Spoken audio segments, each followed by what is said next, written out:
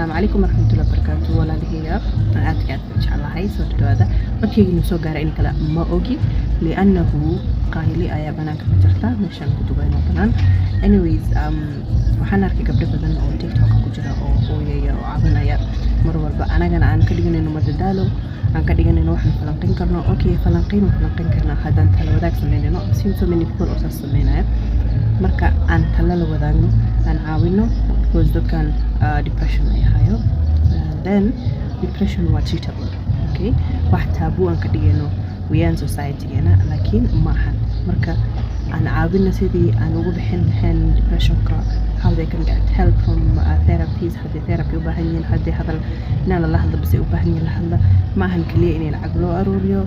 oo maxaa la madadaala laga dhigto ma ahan laakiin